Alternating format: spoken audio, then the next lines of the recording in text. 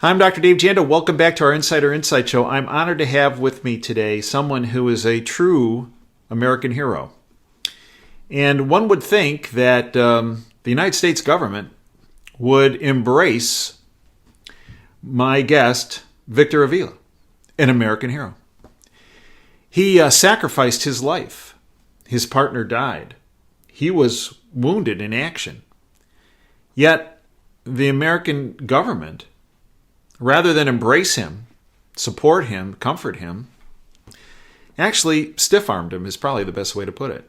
A little background on Victor. He is a retired supervisory special agent with the United States Immigration and Customs Enforcement and Homeland Security Investigations under the U.S. Department of Homeland Security. ICE enforces federal laws governing border control, customs, trade, and immigration to promote homeland security and public safety. Victor has been recognized by ICE and HSI for his exemplary service and professional accomplishments while serving as a special agent at the El Paso field office. Victor served as an accredited diplomat and liaison, conducting international complex criminal investigations in a wide range of violations such as narcotics trafficking, arms trafficking, human trafficking, smuggling, financial violations, commercial fraud, and counterterrorism. While on official assignment in Mexico, Special Agent Avila suffered multiple gunshot wounds and survived a violent ambush by the Mexican Los Zetas drug cartel, where Special Agent Zapata tragically lost his life. Victor began his very successful law enforcement career as a United States probation officer for the United States courts and as a district parole officer for the Texas Department of Criminal Justice. Victor holds a Bachelor of Science degree in Criminal Justice from the University of Texas at El Paso, while focusing on the identity among Hispanic Americans along the border. Today, Victor serves to honor the memory and dedicated service of Special Agent Zapata. Victor is an advocate for border security, immigration reform, human trafficking awareness, and protection of our sovereignty. He is also a fantastic book. I encourage you to get the book, Agent Under Fire. It's my honor to welcome Victor Avila. Victor, welcome to the Insider Insight Show. Thank you, Dave. Thank you so much for having me. Well, Victor, educate our listeners on your book, Agent Under Fire. The main takeaway points you want the reader to walk away with after they finish your great book. The one reason I wrote the book is to honor the memory of Special Agent Jaime Zapata, and in a fashion to inform the public, first of all, that this happened. It'll be 10 years next month, February 15th. The attack occurred in 2011, and unfortunately, there's many people in our country that don't even know that a U.S. agent was killed in a line of duty in Mexico. And so that was one of the big reasons why I wrote the book, is to tell the story, inform the public, and with that story and the ambush, because I go into very, very explicit details of the assignment and the shooting.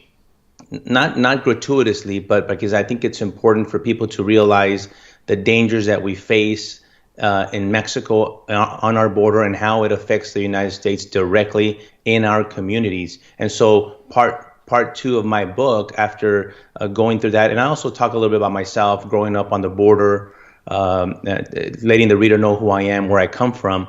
And also throw some law enforcement stories in there about my human trafficking investigations and drug trafficking investigations. And then the second part, which I think is as important, is what we're facing right now is border security, and it hasn't gone away. The media hasn't focused on it in the last couple of years because of the election and everything else that's been going on. But guess what? It hasn't stopped. It hasn't stopped at the border. And so I offer solutions, real solutions, on how to deal with the wall, sanctuary cities, asylum, DACA, criminal illegal aliens, everything that really touches us in our communities, the drug trafficking and the cartels in our communities. And I think that's it's coming to light, and unfortunately it's a big focus, and you'll see the focus is starting to come around again because of the actions that President Biden just signed into executive orders just yesterday. And so it is unfortunate that we might not be heading in the right direction when it comes to border security.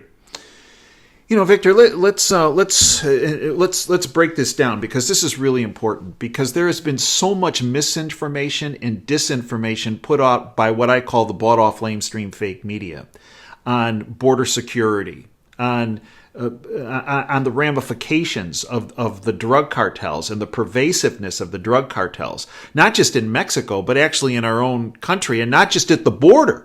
Their tentacles are everywhere. So let's go back to 2011.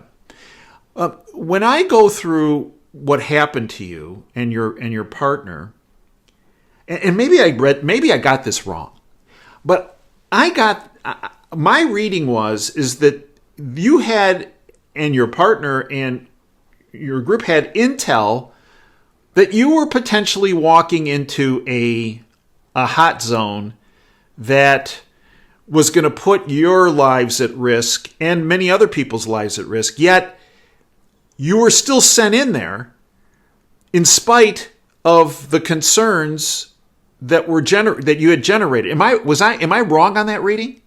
No, you're absolutely correct. It is. I challenged the assignment. The assignment came on February 14th, 2011, on Valentine's Day. I challenged the assignment, first of all, because I had just actually returned into Mexico. I was conducting another investigation and was unaware of what's going on. And in the law enforcement world, we get briefed a lot on operations, and you are in the middle of briefings and communications if you're going to conduct some kind of operation or any kind of activity, especially in Mexico. In this case, I wasn't afforded that. Special Agent Jaime Zapata had only been in the country a little over a week as a temporary assignment agent out of Laredo office. And so I get this assignment saying you're going to drive to Monterrey to meet with our ICE agents to go pick up and exchange some equipment from them and bring it back to Mexico City. And the first thing I say is, wait a minute, Highway 57, which is the main corridor from Mexico City up north towards Texas, is a hot zone like you described. And we did have the intel that the Zetas cartel control that whole area. And I immediately make phone calls to the assistant ICE attaché out of the Monterrey consulate and say, hey, listen, what's going on? He's like, yeah, Victor, they're having firefights on this highway between the Zetas cartel, the military, and the police. And I'm like, why aren't we sending this equipment via a diplomatic pouch? Send it by air. There's many other means to send this equipment and engage if in fact it's needed that quickly, and the urgency is there, because my orders were to bring that equipment by close of business day on the 15th, which is almost impossible because it's a turnaround time total of about 12 to 14 hours. So it was, I challenged the assignment. It was not just through my immediate supervisor, but the deputy attaché, who I will quote until I can his exact words, which I do in the book. He said he wasn't aware of any security issues in Mexico. And I'm like, what are you talking about? The whole country of Mexico is a security issue. And we face dangers. I understand that. I understand my assignment in Mexico, and I understand the dangers of the country. However, we take necessary precautions. Sure. And in this case, if we would do this on any other, we could have escorts. We would have even Mexican federal police accompany us, the military, other U.S. agents in a caravan to go do this. But in this case, it was just myself, Special Agent Jaime Zapata, and we were headed off on early February 15th, 2011. So you get attacked. Special Agent Zapata dies. You're wounded. Multiple wounds. Take us from that point forward, from that point. On the way back, I'll tell you really quickly, on the way back, driving back, we were ambushed by about 8 members of the Zetas cartel with AK-47s, and tragically, Agent Zapata was fatally wounded. I was shot 3 times, and I sit here in front of you by the grace of God. He decided not to take me that day, and moving forward, as you can imagine, it turned my life and my family's life upside down.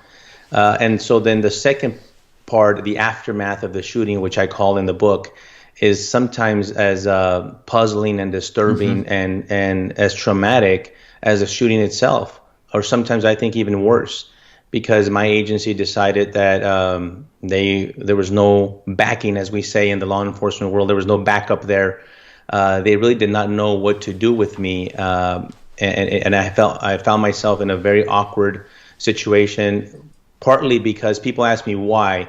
I don't know why, other than I could speculate, because two of the weapons that were recovered of our shooting are linked to Operation Fast and Furious. If people are aware of that, it's an operation through the ATF and multiple federal agencies that allowed firearms, rifles, AK-47s, to be walked, which when I say walked is to allow for them to go from the United States into Mexico under their own watch. And so there was thousands of weapons sent south under the direction of the U.S. government. And in our case, it was a link to that operation out of Texas. And two of those weapons that were recovered were weapons attached to that ATF supervised and had the opportunity to arrest the individuals before. But so maybe that's the reason. Maybe the reason is that we tried to legally seek, we sued the government. The government has many immunities and protections, and the lawsuit resulted in no recovery. Nothing happened, and it was kind of a catch-22 situation because the U.S. district judge said, he sympathized with us. He says, I kind of believe you. I need the documents that you're saying.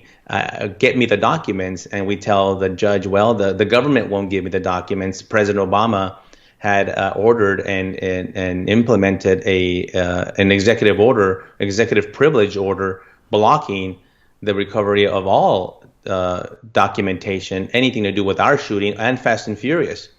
So we tell the judge, they won't give it to us, we can't get it to you. And so that was the end of the lawsuit.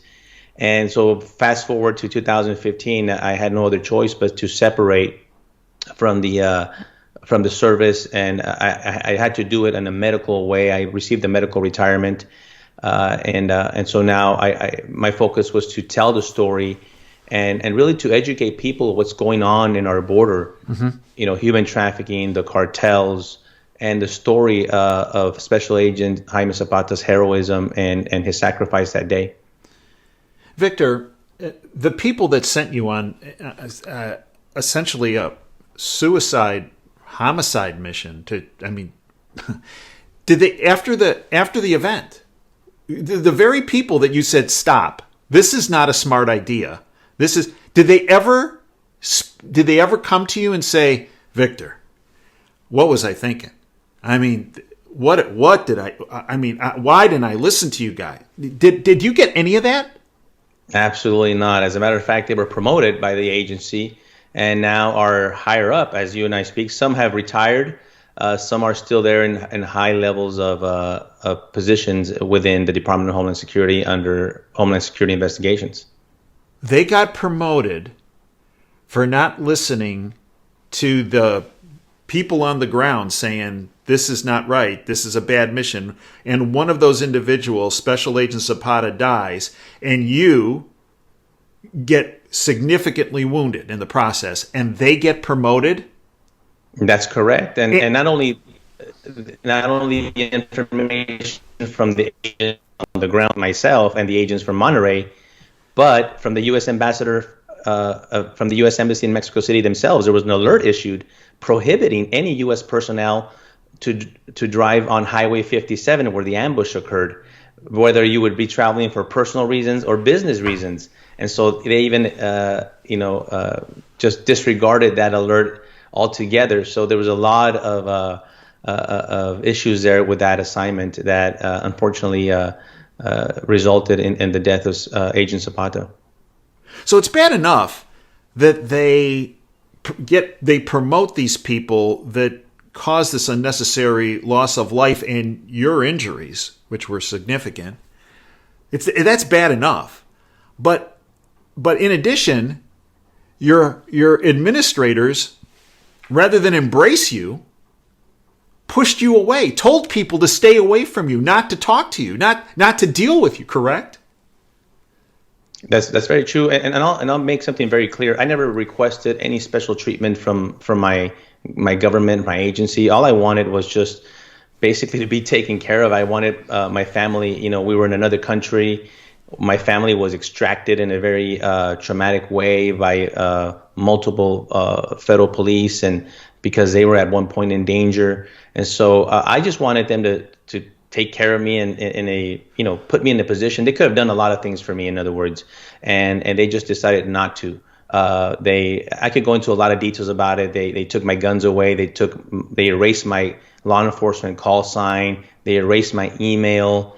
I almost didn't exist, but I was still on the payroll, and it didn't make any sense to me because at one point I started questioning, well, what did I do wrong here? And all I did was pay with a lot of work, sweat, and blood and tears.